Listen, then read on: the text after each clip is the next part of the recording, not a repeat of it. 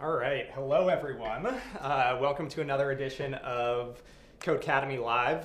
My name's Alex. And my name is also Alex.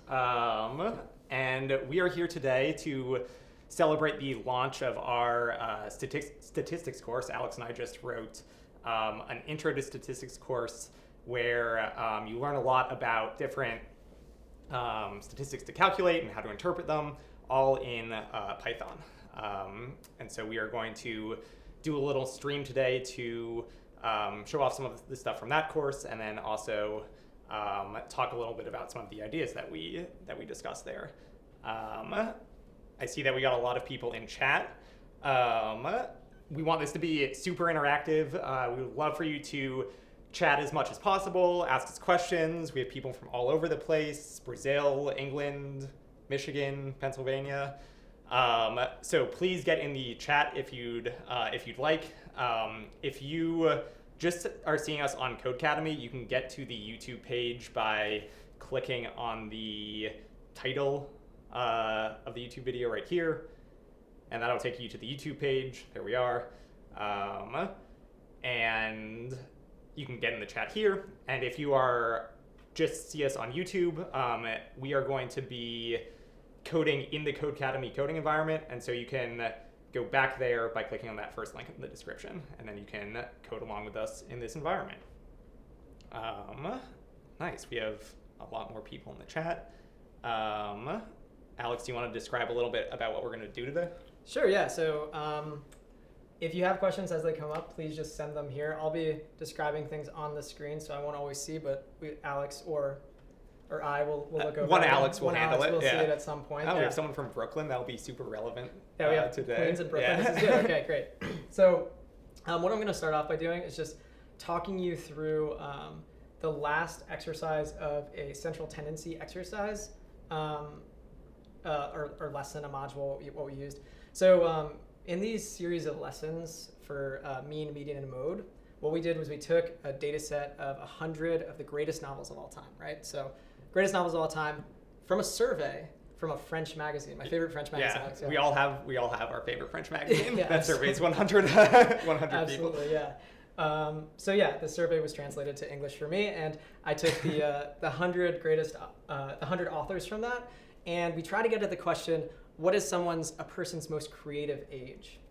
So we just took the ages of these authors at publication for the top 100 novels, and we plotted a histogram like this. We found the mean, the median, and the mode, and we try to answer the question: when are people their most creative? Yeah. So, Alex, if you're looking at this histogram, right? We'll say ages on the bottom here from 0 out to 80. When would you say somebody is their most creative? Yeah, so I mean, that's a hard question to answer with just this data that we have, but looking at this data, you could say anywhere in your late 40s or late 30s to early 40s. That seems to be where most of the data is located. We have these different statistics, mean, median, and mode, that are telling us slightly different things, but they all seem to be kind of around the same area. So my baseline guess, would be somewhere around 40. Okay, cool. So and I think another thing that's important to note here is we don't want to say that somebody's most creative, everyone's most creative years can be gleaned from this information, because this is just survey data from a French magazine, right? But what we can say is we can say, when people tend to have their greatest novels published, right? But let's say that, Alex, I were a 60-year-old novelist. Okay. And I wanted to publish my greatest work. Would you tell me that is impossible based on this data? No, certainly not impossible. I mean, it looks like it's less common, but, it happens. It looks like it happens more often than someone in their 50s, but maybe that's just a, small quirk of the data because there isn't a ton of data.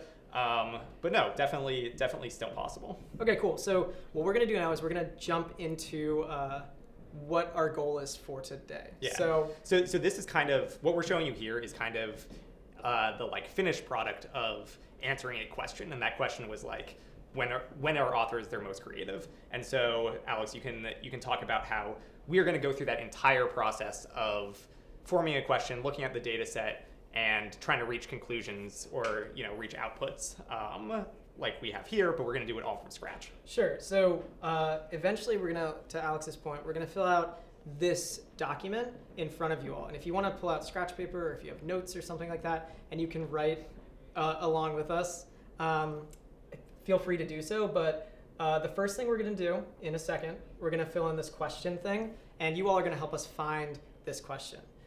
From there, we're going to then fill in this data portion of our report. So the data portion, we're going to get a histogram graph, just like the one that you just saw, to help us answer this question.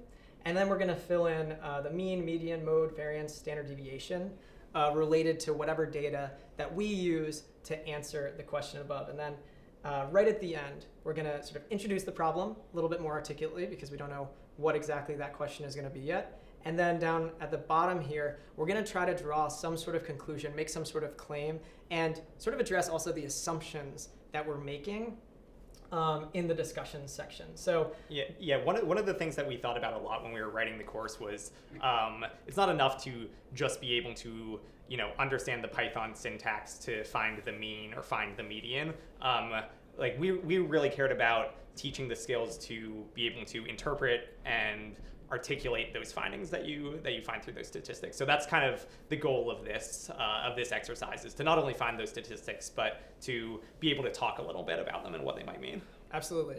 So the data set that we're going to be using, right? We don't have a question yet, but the data set that we have is in this public Codecademy repository. Yeah, and I'll actually post a link to that in chat as you're talking, Alex. Great. So what this repository has, and what we're just going to focus on today, is housing data in Brooklyn, New York. So Street Easy is a real estate company, realtor in New York City, and they provided us with a bunch of real world information. So the data includes a bunch of columns with the rental ID, building ID. Those are probably less interesting, less important. But what we do have is we have the rent, number of bedrooms, bathrooms, square footage, the minutes to subway, public transportation, whether these things have a dishwasher, elevator, doorman. And what we want to do is we want to use this data set to help us answer some question. Okay, so at this point, we would like for you all in the chat, just take about a minute, think of some questions that you would like to see us try to address using the skills that we have from the statistics the statistics courses that we've taught you so far. Yeah, so we just practiced with a question that we came up on our own. We would be happy to do that again, but we're really interested in seeing if you guys can come up with some really interesting questions that we could explore using all of this data. Let's see. Kavit, you asked how strong does your Python knowledge have to be to get value from this? We'll be coding some in Python, and we think that you don't need very much Python experience at all. We'll be doing some stuff that maybe we'll gloss over a little bit in terms of like manipulating the data. But really what we're focused on is getting these statistics and interpreting the statistics. So we don't think that you need a ton of Python experience. Do you think that's fair? I agree. No, we will be recording this for later. Yeah, these live streams always go on the YouTube channel right after we finish filming them. So our goal is really to focus on the the statistics concepts, and we're just using Python as the tool that we need to sort of like exercise those statistics concepts. And you'll be able to follow along with our code, so you can type it as we go. Okay. So we would love to go ahead and take a look at this information that we have available to us. Is there something that you're curious about? And again, this is like a very open prompt of just like any question that you might want to try to answer using a histogram, using some descriptive descriptions. How profitable is the practice of employing a doorman? Interesting. So that's like from the building's perspective. If I include a doorman, can I start raising the prices a lot? Yeah, or will I are be people able to willing to pay a lot? Charge more, yeah. That's a good question. Where are the majority of new residents to Brooklyn from? Do we have information that could get us that? Yeah, I'm not seeing that in. It's like where they're moving from. Right, or like when they moved. What neighborhood can I get the most square footage per dollar? Okay. What's the mean median square foot of $1,000 rent. Ooh, that's a good one. And that like might be a little too specific to like statistics, right? Asking what is the mean, what is the median? Yeah, so we can definitely take that a little bit higher level. So we have two of those around the same thing. What neighborhood can I get the most square footage per dollar? What's the median of square foot per $1,000 rent? So it's essentially how far does your dollar go? Okay. We'll give you another few seconds in case anyone wanted to ask a question.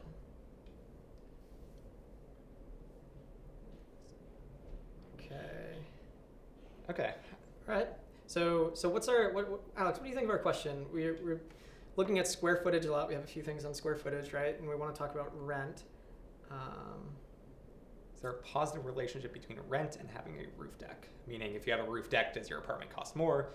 How much does each minute on the train cost in rent on average? The mean general building age per neighborhood. What is the average commute? The average commute. Okay. Are new apartments smaller in terms of square foot size? New apartment. Is there something to do with date that I'm not seeing here? Maybe there is. Building age years. Yeah. Yeah. Interesting. That's cool. Okay. So Alex, what do you What do you want to do, Alex? I'll let you make the final call. So you know what? Something that could be interesting is I think we could start by just looking sort of like high level cost per square foot. Okay. And doing a histogram of that. And we're going to need your help with this. At the end, remind us to sort of then start splitting into groups. So we can start looking at doorman. Right, people then we that could look at roof deck. We could possibly even look at neighborhoods, okay? So for now, we'll start with the question of sort of what is the distribution? What is the... Right. How does square footage affect rent? Okay. Or cost? What is the impact of square footage? Oh, excuse me. Square footage on apartment rent in, where are we? This is Brooklyn. Brooklyn, New York. Yeah. Okay. And so one of the things is you can actually find, will you go to the raw data for Brooklyn? Sure. Right, so we have a bunch of different CSV files here. I think the streeteasy.csv file has all of the information, so across every borough. But you can go ahead and download this data yourself. If you're interested in looking at Manhattan instead of Brooklyn or Queens instead of Brooklyn, feel free to basically swap out whatever data set that you want to use. But we will be using Brooklyn. Great, so the two columns that we're going to start looking at is the rent column and the square footage column. Cool. Right? Okay, cool. So you can notice like some prices, 3,600, 4,900, square footage, 1,200 is about the largest that we'll see. We'll take a look at that in a little bit, okay? So we're gonna go back to the live streams here. And go ahead and refresh this page in case you were sitting on this page like 30 minutes ago because we made some changes to it. So I would say everyone should, refresh this live stream page. And again, if you are just tuning in, you can find this page by clicking on the first link in the YouTube description. Cool. So the first thing that we want to do is we want to import this CSV file. Okay. So importing the CSV file. What is the name of our CSV file? Right, so we've done some work behind the scenes to already import this CSV file. So we have this data.csv. Why don't we take a look at that, I guess? Okay, so this is a mess, but this is the same mess that you just saw on GitHub. That was a lot, so it had a better formatting. So in script.py, what should I name this variable, Alex? Yeah, so this is all rental data about Brooklyn. So yeah, like Brooklyn rental data? Sure. Okay. And how do I read this in? Yeah, so we're going to be using this library called Pandas, which is a Python library that is really good at keeping track of data. It's you use these things called data frames a lot, and you load your CSV files into data frames, and so we can use this pandas function. What is it? It's read CSV, load CSV? I don't know. How about we look that up, right? Yeah, sure. So this is pretty common. We're going to have to look up how to read CSV Python. File in Python. Looks like I already looked this up. Okay. All right. Maybe with pandas too. With pandas? Right. Okay, good idea. So, all right. There we go. Look at this. So I had already clicked on the link. What we need to use is this pd.readcsv. Okay. So back over here, pd.readcsv. And our file name is data. Yeah. Data.csv. Okay. So we've already seen the data in GitHub, and now what we want to do is we want to try to print this to the console. Yeah, just to make sure that that worked correctly, loading that in. All right, so we're going to take our variable name here, and we're going to take a look at it in the console. And what you can see is we've imported all of this data. It doesn't look particularly good, but we feel good about the fact that we've imported the data, right? Now, there is an easier way to look at just the top of it. We can type in .head at the end. And this just shows the top 5 rows. Right? Yeah, and you can see that it's 18 columns as well, and so that kind of will reflect back. Again, it's probably easier to look at the GitHub page, but we had 18 different columns of this one was rent, this one was whether there was a doorman, this one was how many bedrooms there were. Cool. Yeah. All right, so the next thing that we want to do is we want to focus on just a couple of columns here, right? So, Alex, which columns do we care the most about? So we are doing rent and square footage. Okay, Right. Find the rent and square footage. Okay, so I think it would be interesting first to just look at what our mean, median, and mode rent look like. So what we can do is we can print out, and what was the column name? Does anyone know the column name that we were using for rent? Yeah, we can go back and look at the GitHub page. Want Rent here, okay? So, and you can even see that in our printout over here on the right of we have a rent column there. all right. Now, I'm printing out just rent. What you should see is just one column with all of the rent values in it. All right. Now, Wow, 1,800.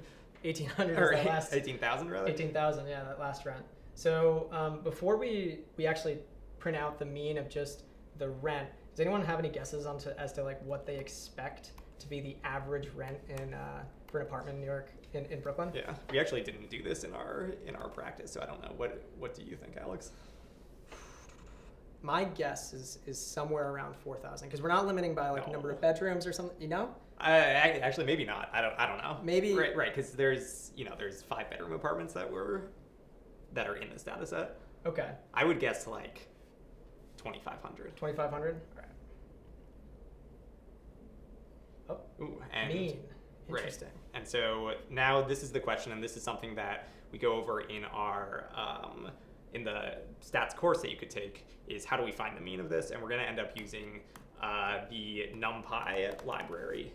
And up at the top, you can see that we import NumPy as NP, so we can call np.average. Okay. Ooh, So sort of like right between us, right? So yeah, it looks like the average rent is 3,300. Okay. And then let's look up the average square footage. Yeah. Okay? I'm also kind of interested in max and min too. We might want to do that. Yeah. And what was our column for square footage? I don't know if it was abbreviated or not. Okay. So size underscore square foot.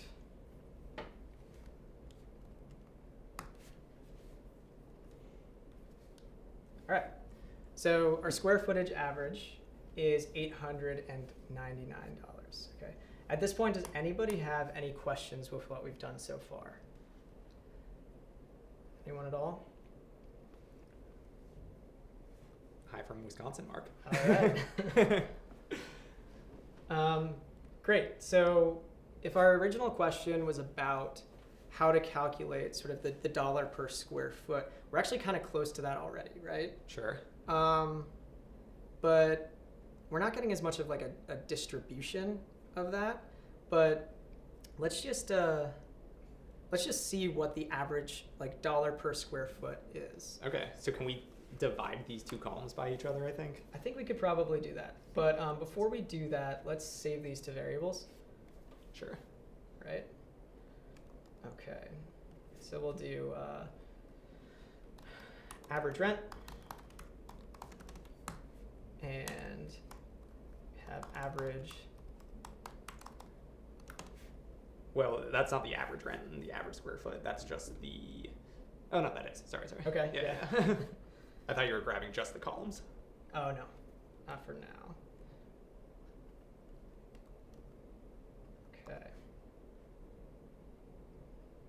All right, and finally what we can do is to get the price per square foot, we can print, how do we do this, Alex?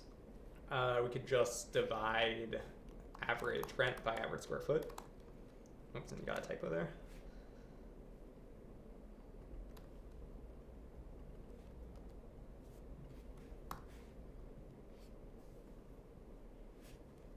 Okay, great. So you're going to be paying, on average, in New York City, $3.70 for every square foot in your apartment. Interesting. Okay? So, this is a good start. I think that maybe what we can do now is look at the .rent.mean. Interesting, Rich. Is .mean just a normal Python function? I can look that up as you keep talking, Alex. Let's see. So if everybody sees what Rich wrote there, let's see if we type in print Brooklyn rental data .rent .mean. Yeah, so the .rent will definitely work. That'll get us the rent column. And yeah, Nice. Look at that. All Nice. right. So this is a different syntax. So it looks like we have our pandas data frame. We're grabbing the column rent, and we're calling the mean on that. So what we did right here is we use the numpy function .average, which is something that we use a little bit more commonly in the lessons because they're introductory. So we just have arrays that we're averaging over. Whereas with pandas, you can use this .rent .mean. So whenever you have a data frame, you can use that syntax. But this is not the syntax that we use as much because we were just focusing on average in the lessons. Okay. Great. So now that we have the sort of the average cost per square foot in Brooklyn at large, how about we start breaking this down into some of the examples that we saw before, right? So one of the examples was doorman, right? Right. One of the examples was roof deck. What do you think? So we could go in that direction. What I was thinking, and we can decide what we want Okay. to do. I think that we can. So we have our column of here's all of the different rents, and we have our column of here's all the different square feet. I think we can divide those columns by each other, and so now we have a column of for every apartment in Brooklyn, here is the average, or here is the price per square foot Okay. of that. And then we could make a histogram of that and say, oh, look, there are some apartments that are really cheap per square foot. There's some apartments that are really expensive per square foot, and see what that looks like. Good call. All right, let's go with that. And then once we do that, then we can also say, okay, now let's only look at apartments that have doormen or things like that. Okay, great. So what I'm going to do is I'm going to comment out these print statements. And I think this will work, dividing two columns by each other. so what Alex is saying is we're going to create a whole new array, a whole new column. We're not going to add the column to the data frame, but we're going to have a column of rent per square foot. Mm-hmm. We're going to set that equal to our rent column divided by our square foot column.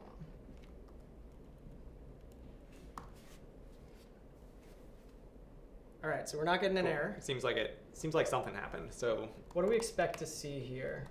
I mean, so if we know that the average was like $3 per square foot, right? I would expect to see a bunch of numbers that are somewhere around 3. Great. So we got this. This was the one that was 18,000 a Right. month, right? All the way down here. And then we see numbers that are above and below Yeah. 3, which was our average. All right, great. So that $18,000 one, the fact that it is so is that a big apartment or a small apartment, right? Because its feet or its price per square foot is relatively high, so it costs a ton, and it's not enormously large compared to other apartments, I guess. Right, yeah. So I wonder if we see later, maybe we can check this apartment, see if it has a doorman, see if it has a roof deck, all of these things you'd expect to cost more. Okay, great.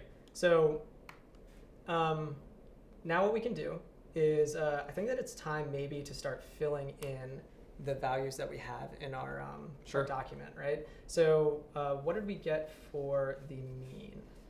Well, we can now take the mean of this new column that we made, and I think that should be the same. Should be the same. thing, Okay, we right? did it a little bit differently, but we'll see if that's the same. Okay, so we have rent per square foot. Let's take the mean of that. Yep. So as we saw earlier, it's np.average. Yep. Or because this is a series from a data frame, you could do that dot mean, like Rich said. Yep.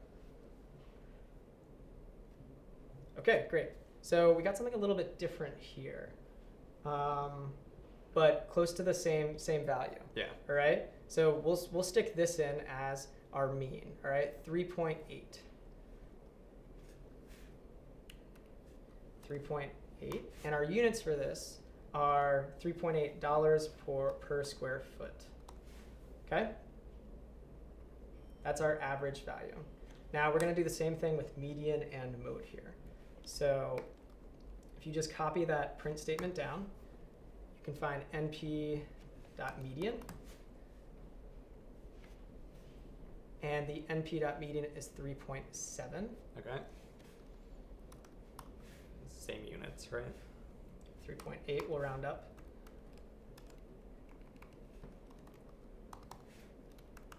Do 7.7. Yeah. And 3.82. So one thing that we can sort of start to think about as we look at the mean and the median is how this impacts the spread in our data. What does this tells us about the spread in our data? Right. Well, do you want to define what the median is first before we start to think about that? Like, what is the median? Sure, yeah. So the median is the value that falls directly in the middle of this dollars per square foot. So imagine if you had this huge array of dollars per square foot and you ordered them from smallest to largest.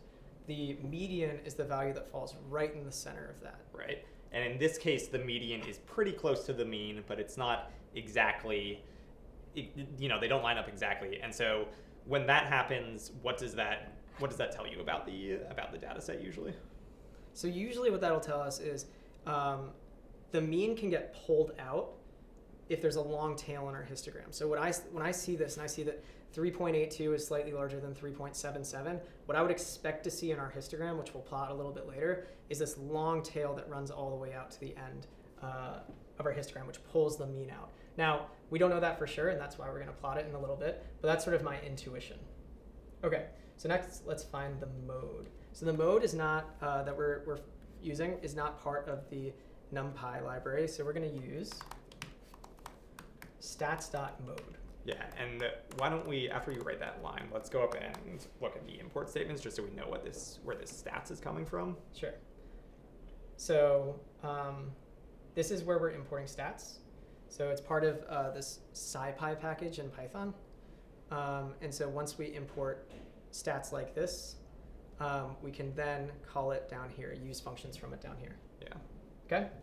So this looks a little bit different, right? So we have a mode of 3. And Alex, what do you think this 14 represents? Right. Well, so the mode is it's the value that is most represented in the data set. And so that value for us is 3, and we have this count of 14, which means that 3 has shown up 14 times in our data set of price per square foot. Cool. So our mode is 3. So the most common value that we see in price per square foot is 3, and we see it 14 times. So we're going to add this over here, and we'll do $3 per square foot. Okay. So the mode value, you'll notice, is pretty different from the mean and median, and that's not unusual because the mode just tells us the most common value. It doesn't say where the data is centered. It just sort of happens to be usually that the mode is close to the mean and median because you'll have most of your values near the mean and median. Great. So next thing we can do here is find the variance. So Alex, what does the variance tell us? What is this going to help us find? Yeah, so the variance helps describe the spread of the data, so whether the data tends to be close together or far apart. And so I guess in this context it would be, is there a lot of variability in the price per square foot? Are some apartments $2 per square foot and are some apartments, $15 per square foot, or do they all tend to be around the same area? So that's the idea behind the variance and standard deviation, and they're really similar statistics, and we can talk about why you might want to use one versus the other, but let's go ahead and just calculate both of them right now. Okay, so this is in our NumPy library again, and we use var and rent per square foot, and you should see something like this. All right, so we have 1.31. All right. Cool. Before we talk about what variance is, let's just find the value for standard deviation. So I'm going to leave these units. Sure. Use this unit list. Mystery We'll come back units to right now. Mystery units. That's right. Yeah.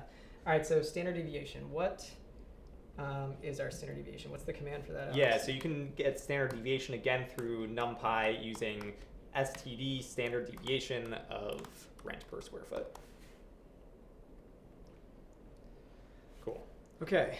Okay, yeah, and so those numbers are pretty close, which is interesting because they're both kind of close to 1. But the units in variance are actually squared. So it's the units of variance, I guess, in this case are dollars per square foot squared, which is a very confusing The unit. whole thing squared, right? So if our standard deviation is dollars per square foot, for variance, we'll have essentially dollars raised to the second over square foot raised to the second. So I'm just going to write this out. Dollars squared per square foot squared. Yeah. Okay. Which is very confusing. And this is kind of the reason why standard deviation exists, because it's really hard to wrap your mind around what this value of 1.31 means in the context of, reality. And so the standard deviation is just the square root of the variance, which is a measure of spread, but it's in the same units as everything else. So we can say okay, if I have an apartment that costs $5 per square foot, that is about 1 standard deviation away from the mean, right? The mean is around 4, and the standard deviation is around 1. So if I have an apartment that costs $5 per square foot, I'm 1 standard deviation away, which is, not absurdly different from the mean, but it's getting out there. Again, you can in the stats course that we just released, we go into a lot more detail about kind of how you calculate this, where this number comes from, and then 2, how to kind of interpret it. Great.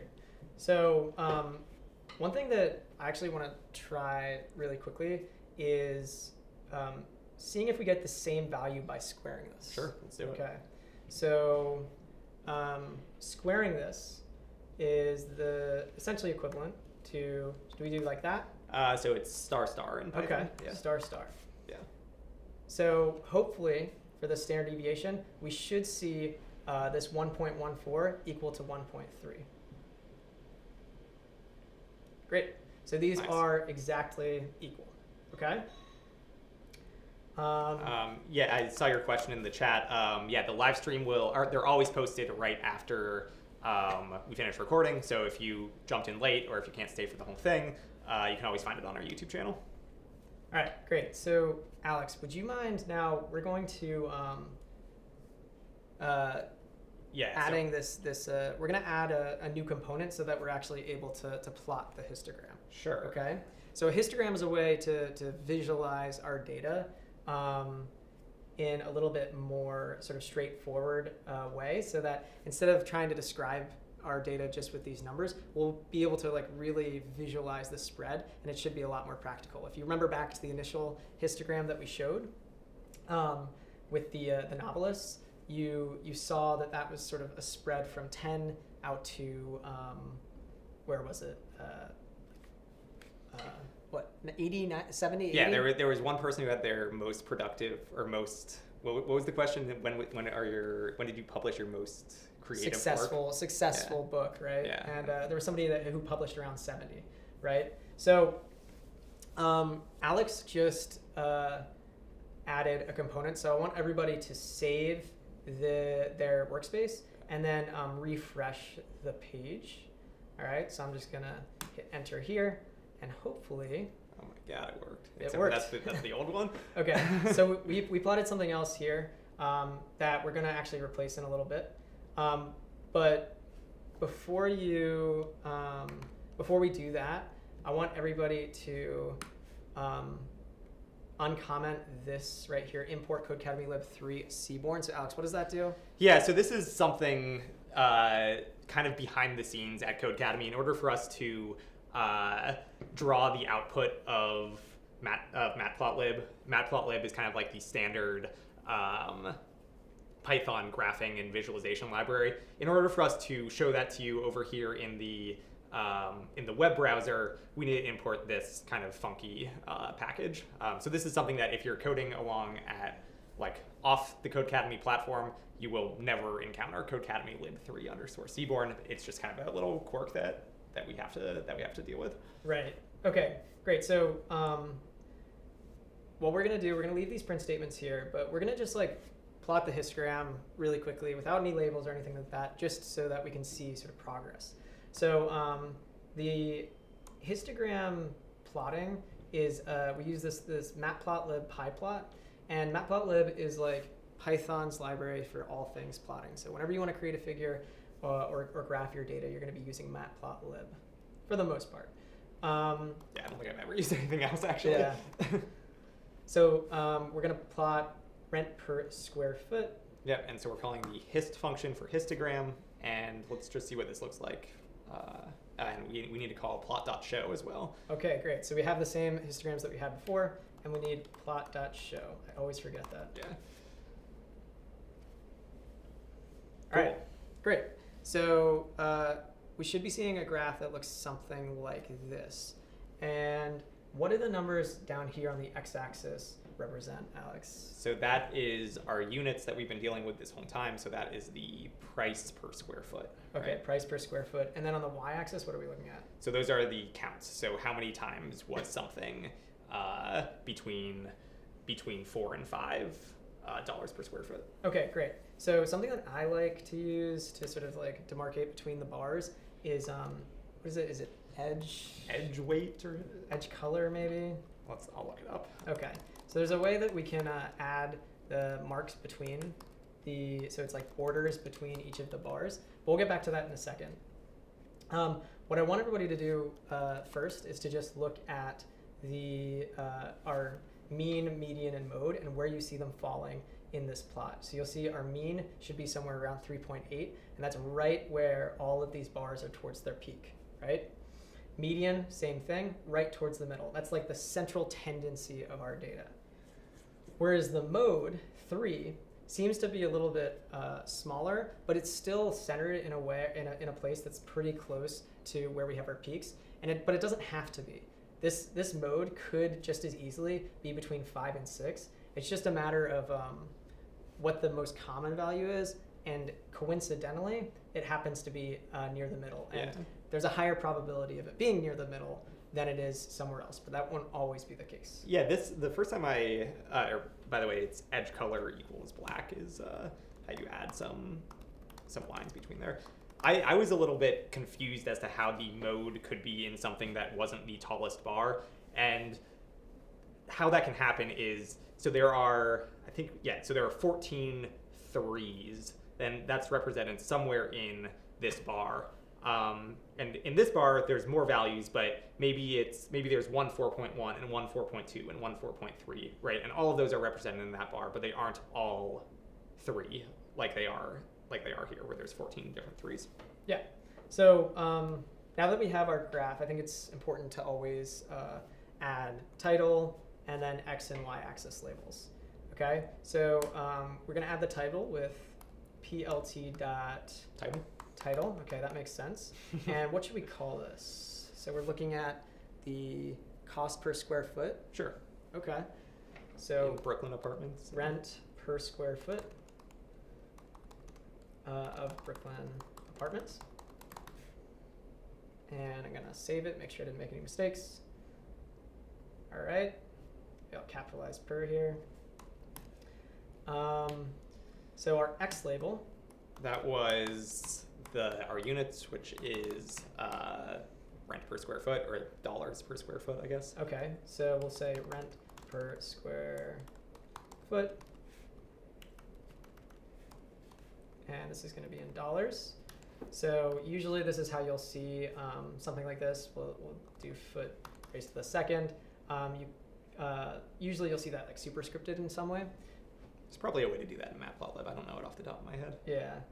So rent per square foot is dollars per square foot. And then what is our y-axis again, Alex? That's just the count of how many times we saw that happen in the data set. So I don't know. Does count make sense? I think count works, yeah. Okay, great. So this is the plot that we were looking for, right? What I'm gonna do is I'm gonna copy this plot, and I'm just gonna do a screen grab. And on Macs, it's Command-Shift-4. And now I'm gonna be able to bring this into my Google Doc.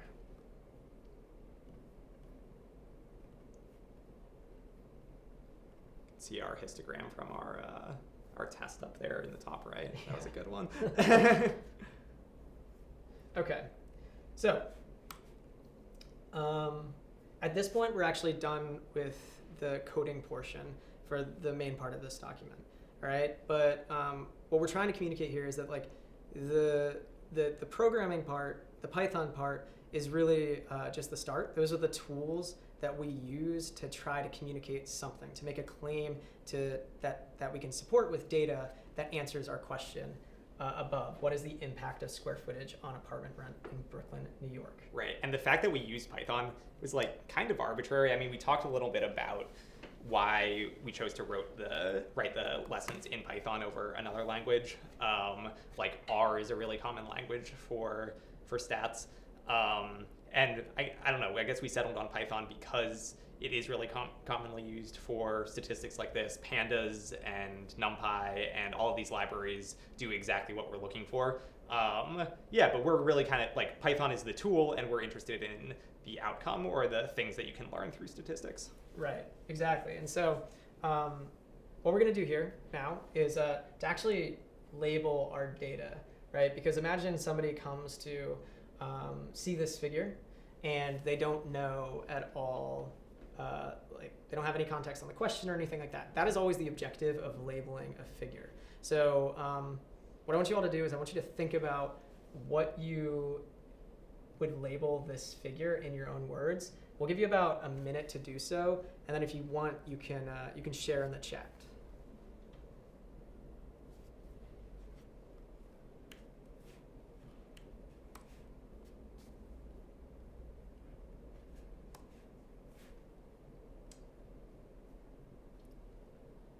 Our boss is watching this. He says they look like brothers. I could see it. Okay, we have rent per square foot of Brooklyn apartments. Okay. What type of graph is this, though, Sandy? I think that would be helpful. Right, yeah, like what's the value? This is actually a good question that I guess I don't particularly know the answer to. Like, we've labeled our graph appropriately, we've given it a title. What sort of extra information goes in this figure 1 description that we haven't already done in the title? Yeah, I think that a lot of times it depends on who the audience is and where you're going to be using the figure and then its label. Because this is a pretty small document, and it's pretty easy to find the description of this figure. I think that like we don't have to have as much in this figure, but if you were, imagine you had a 60-page document and you explained a figure somewhere, yeah, nice, Rich. So somewhere in a 60-page research paper of some sort or a review of some sort, and you explain a figure somewhere somewhere in that document, in like the written discussion section of your document, then it's really hard to find that description. And what would be helpful is if you have a description that's like really in great detail just underneath your figure. So most people would see this and know that this is a histogram, but for the sake of this example, let's just say that this is a histogram of the rent per square, say rent of apartments in Brooklyn. The data was acquired from Street Easy. Okay, great. So if anybody comes to this document and they look just at the figure, they look at the figure label, they should know what this is communicating now. Nice. Okay, so then we also want to label our table. So our table, I think we should be as consistent as possible with the initial label, and we can say something to the effect of the central tendency and spread of, I'm going to say statistics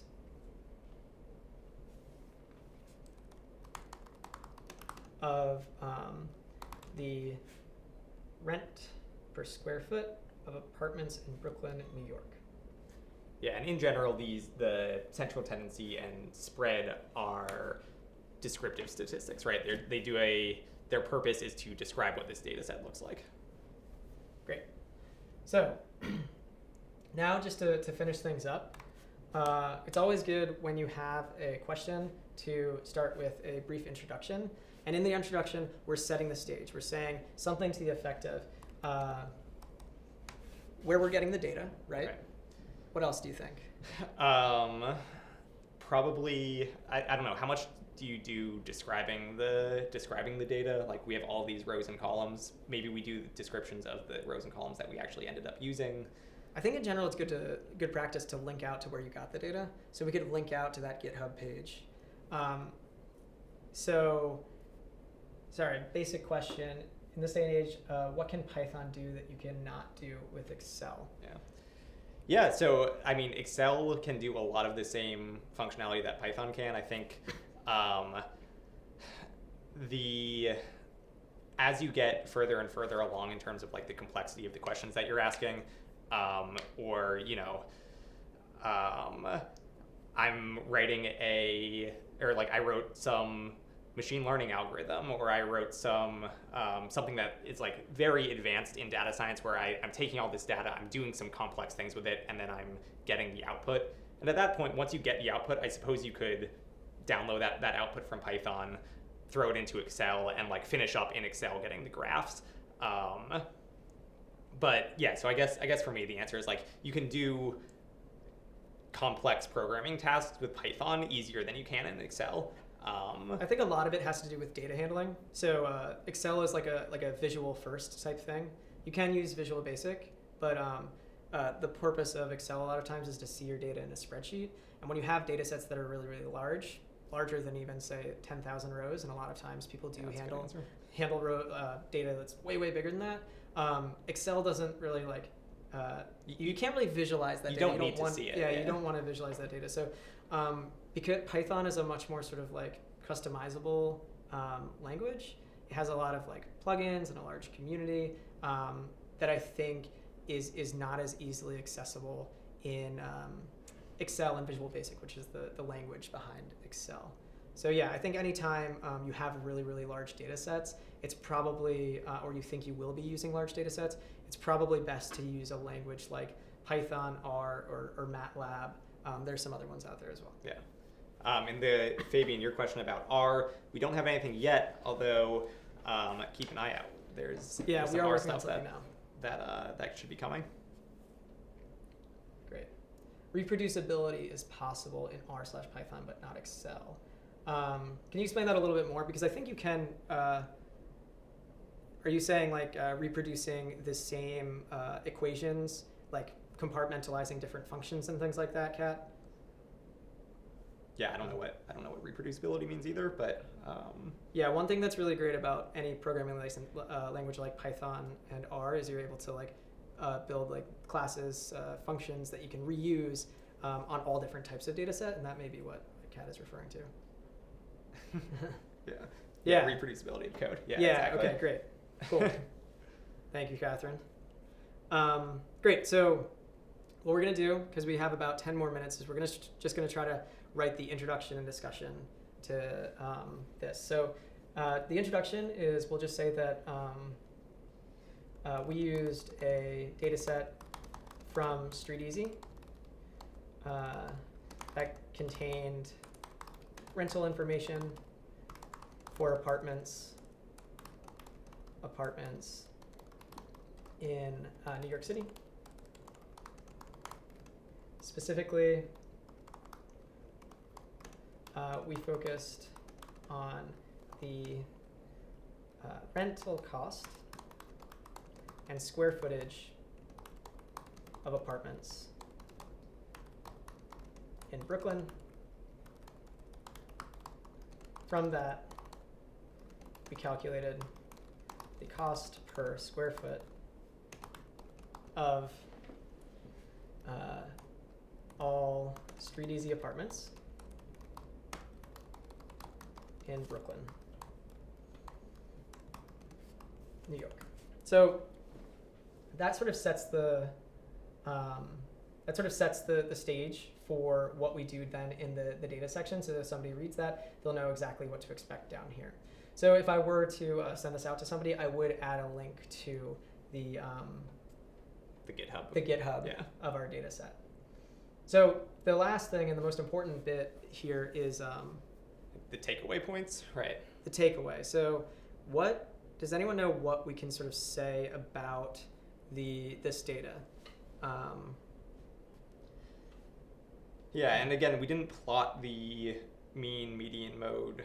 We haven't really talked about what the variance actually means. I think, like we were talking about before, there's a slightly longer tail on the right than on the left, where there are some very, very expensive apartments per square foot. Yeah, and I think that it's worth asking the question, did we adequately answer this? What is the impact of square footage on apartment rent in Brooklyn, New York? I think that we probably didn't fully answer that, right? Right. Because we probably would have wanted to bin these into different square foot bins and find the average within each of those bins. Interesting. Yeah. So if we said, okay, here are all the apartments that are under 2,000 square feet, what's the rent there? That would have been another good way of tackling that. Yeah. So let's just think about what we can say from this, right? So it looks like what we can say is mainly described by the descriptive statistics here. So we can say the mean and median cost per square foot of apartments in Brooklyn, New York is equal to, or is near 3.7 or 3.8 dollars per square foot. And then we can say something about the minimum and maximum values. The spread of the cost per square foot is between about 1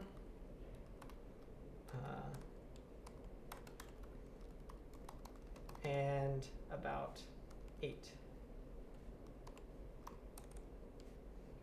Yeah. Now, I think the most interesting thing is looking at just the standard deviation value. So Alex, can you talk a little bit about what the standard deviation value means in the context of this problem?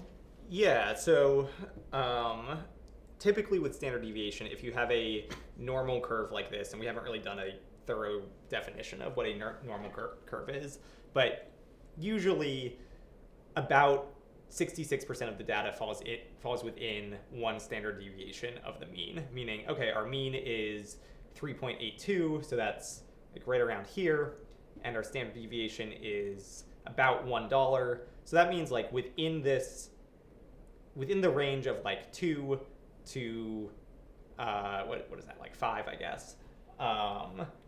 Most of our data is going to fall in there.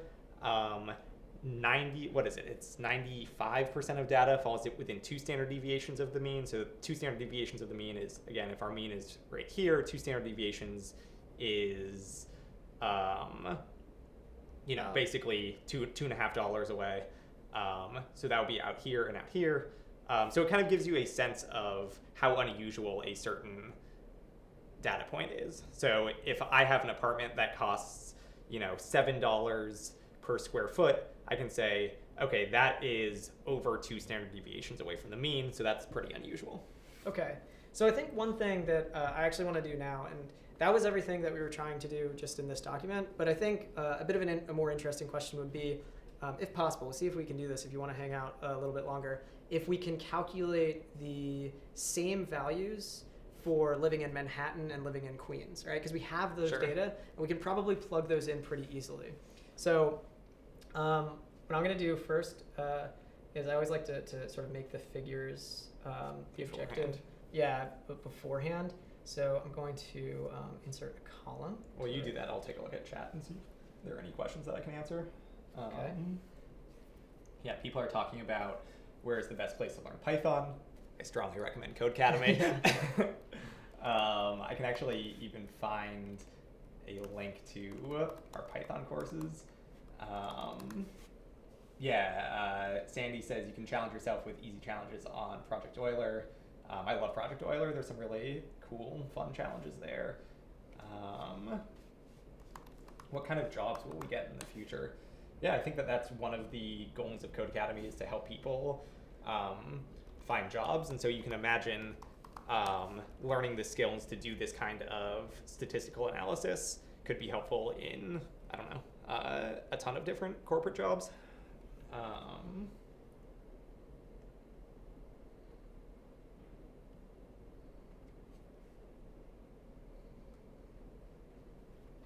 Okay, cool. So Okay. Alex is grabbing, what is this? This is Manhattan? Yeah. Yeah. And I did this by just going to raw and literally copy and pasting the code into our data.py. So I created a new CSV file here Nice. called Manhattan. I'm going to save that. And then I'm going to do the same thing for Queens. Where are we now? Yeah, if you all have any more questions, feel free to ask them in chat. Okay.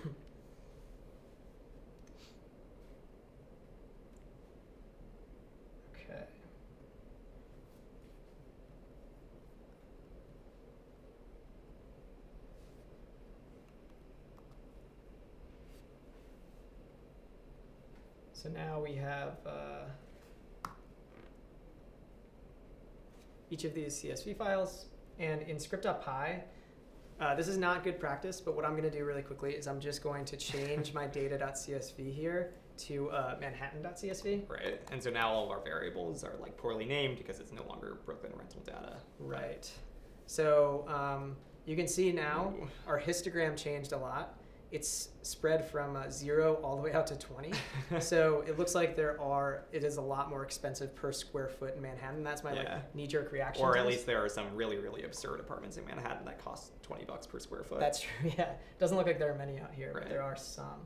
So so we've got 5.45 and 5.35. That's cool. Yeah. And 5.35. We have the same units.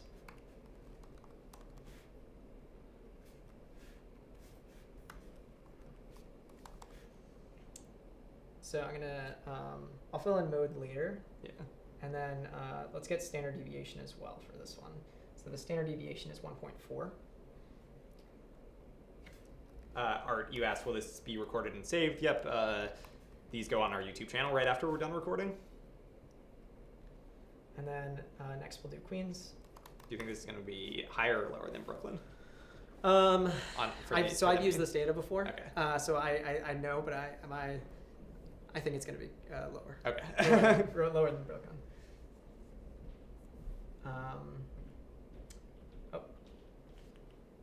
Did you copy? I must have copied Yeah. Manhattan. Manhattan in there again. Sorry about that. Get Queens. All right.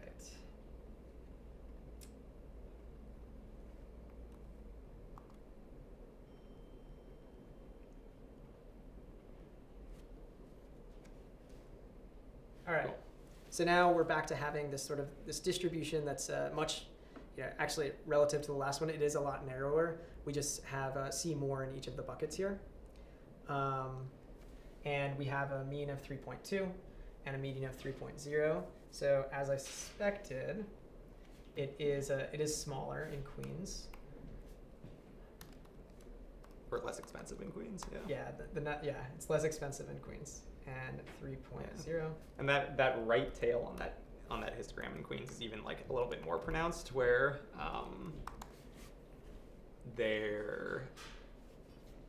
this almost like looks left skewed. I wouldn't even call that like a normal curve necessarily.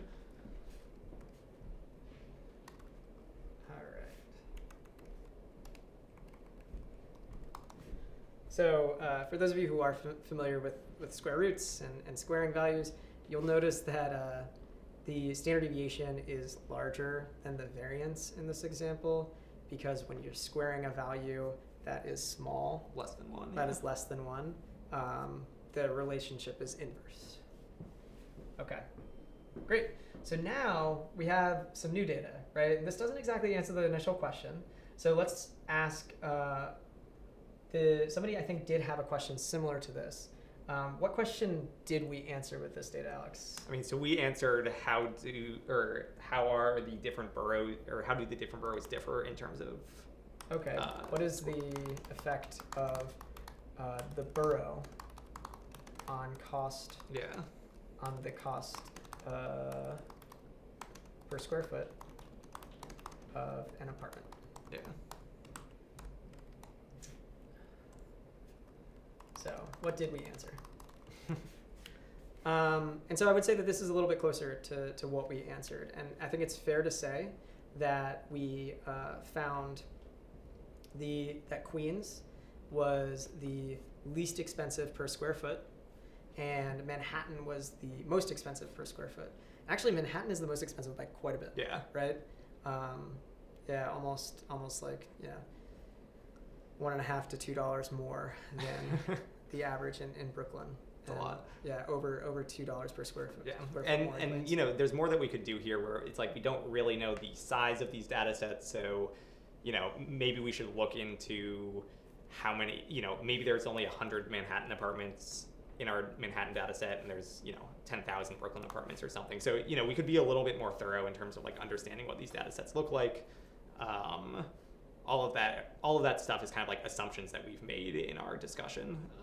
We've assumed that the data was collected in the same way, that they didn't like profile a specific set of people. There's a lot that we're assuming about the data. Yeah. So I think that's Cool. all we have. Does anyone have any remaining questions about this data or this data set? Yeah, and we would encourage you to try this out on other data sets that you can find. There are some really cool, just like we have on GitHub, there are some really cool data sets that just exist for public use on GitHub. So we would encourage you to kind of like play around with your Python abilities and your plotting and your statistic abilities, just like this. Does Codecademy have any courses on becoming a doorman? We never actually found out if that would be a good thing or a bad thing. We didn't look at the doorman stuff. So yeah, we're gonna have to dig into the data before we answer that. Right. Cool. All right, thanks everyone. We typically do live streams on Thursdays, although since we did this one on Monday because Alex was in town, I don't think we will do one this next Thursday. So keep an eye on our YouTube channel is probably the best way to find out about future live streams. They're also on if we go to the dashboard, oops, not C++. Also keep an eye on this new and noteworthy section. This has kind of been updated recently, and every morning when we're gonna have a live stream, we update this card. So keeping an eye on new and noteworthy. is a good way to find out about these. Yeah. Anything else from you, Alex? That's it. Cool. All right. Great. Thanks, everyone. Thanks, everyone. Talk to you later.